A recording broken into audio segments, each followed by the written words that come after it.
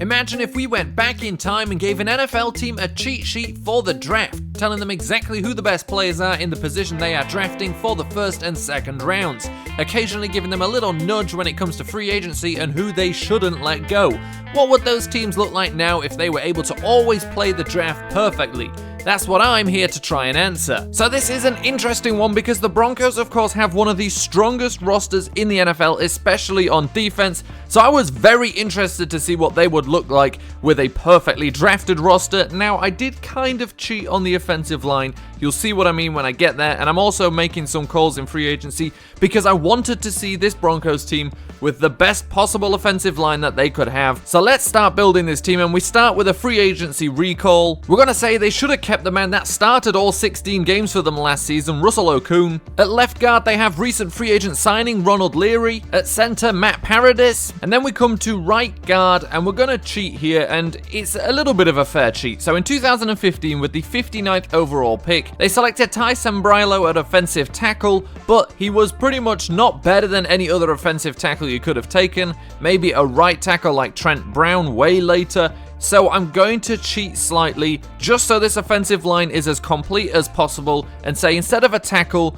go guard, and Ali Marpet would have been available for them there. And then to finish off this line at right tackle in 2011 with the 46th overall pick, the Broncos selected Orlando Franklin at offensive tackle. And now they could have picked between two Marcuses here that would have been better, Marcus Gilbert or Marcus Cannon. So I had to build the line like this, cheat a little bit at the right guard position because I couldn't just avoid the temptation of just seeing the Broncos with a very, very strong offensive line. If we were playing completely by the book, they would then have, a weaker right guard, a weaker left tackle, and obviously Marcus Cannon would still be there as a fair swap. So we move on to the tight end position, no changes there. Virgil Green in that position, and we move down to the wide receivers. Demaryius Thomas would be our number 1 wide receiver, and for our number 2 wide receiver in 2014 with the 56th overall pick, the Broncos selected Cody Latimer. They could have selected Allen Robinson there instead. They also could have had Jarvis Landry. And then for the third and final wide receiver, Emmanuel Sanders here will be playing in the slot for us. We move on to the running back position, and we start with a man who's already on the team, CJ Anderson. But then in 2013, with the 58th overall pick, the Broncos selected Monty Ball at running back, and they could have had Latavius Murray or Eddie Lacy instead. Moving on to the fullback position, it's this year's rookie, Andy Janovich, and then onto the quarterback position. Of course, we have Trevor Siemian, who's not bad. However, in 2012, the Broncos selected a certain man of the name Brock Osweiler with the 57th overall pick, a position where they could have had Russell Wilson or Kirk Cousins instead. And just scheme-wise under John Fox, I'm going to say they would have gone Cousins instead of Russell Wilson. Of course, they drafted this quarterback to come and learn under Peyton Manning, and having a pure pocket passer like Kirk Cousins, although of course Russell Wilson does that perfectly as well, I just feel like that would be the slightly better pick for them. That said, if they also knew their head coach was going to be king of bootlegs Gary Kubiak, they probably would have drafted Russell Wilson. Either way, you really got yourself a decent quarterback there starting for you. And that is the Broncos offense. I think maybe the only one alongside the Saints to have all Ultimate Team elite players. Obviously, that's completely arbitrary, but I always think it makes it look a little bit nicer. And we move on to the defense, where we of course know that the Broncos are very strong, but would they look any stronger if they'd been drafting perfectly? Let's find out. So as always, we of course start with the safeties, and we start at free safety, and it's still Darian Stewart. We move over to strong safety, and it's still TJ Ward. Now, in 2011, with the 45th overall pick, the Broncos selected Raheem Moore, and whilst he was with the team, probably wasn't a bad pick. The best you really could do at that position is someone like Denoris Cersei anyway, but because they've got their 2 starters here, we're not going to put anybody in anyway, because nobody's better than either of these 2 players. But of course, we don't want to miss out any picks. And talking about picks, in 2011, with the 2nd overall pick, the Broncos of course selected left outside linebacker Von Miller, but they could have had Justin Houston. Okay, that was obviously a joke. Von Miller the correct pick for them, but to be fair, it was a strong position there at that outside linebacker position. Justin Houston, Alden Smith, 2 of the other guys available, but Von Miller was the correct pick. At right outside linebacker, in 2015, with the 23rd overall pick, the Broncos selected Shane Ray. And now I've gone ahead and called that a not bad pick, and technically you could probably argue Marcus Golden is good enough to be able to replace him, but we're going to stick with Shane Ray here for the Broncos. Had a good season last season with 8 sacks, obviously not as many as Marcus Golden, but he also didn't play as much as Marcus Golden.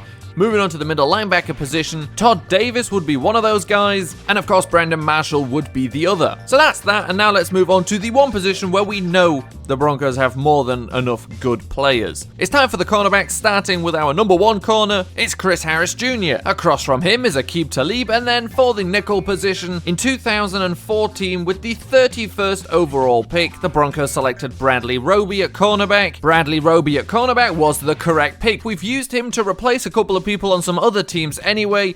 Absolutely the correct pick for them there. Very, very strong cornerback position, which we already knew, and it's completely unchanged.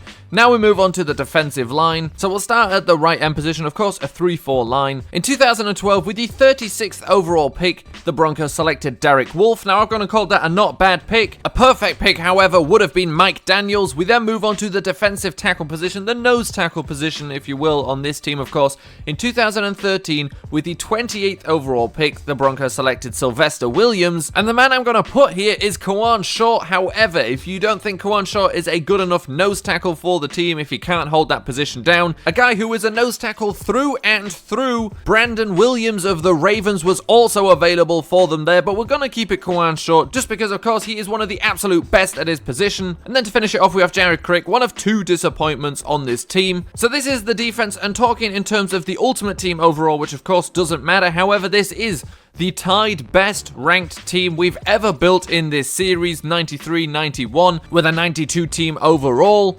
However, there is one more thing we can do. This is the team, this is it if we were to build it just fair and square without going over the top. However, if we attempted to build this team as the absolute best one we could, remaining in the guidelines, so, you know, just saying guys who left in free agency 1 or 2 years ago, we could also have it looking like this. Danny Trevathan back at middle linebacker behind Brandon Marshall, and Malik Jackson at defensive end on the other side. And we've got ourselves a 93-93 team, and I really can't see any team beating this one. However, of course, that is going a little bit over the top with the changes. And the contract numbers we'd be talking about here with this team wouldn't even be achievable or conceivable in a luxury tax league, forget a salary cap league. However, the Broncos, without those last two changes, still one of the best teams we've built. But the question with this team is, who carries who? Does this offense carry the defense again, or does this defense still carry the offense?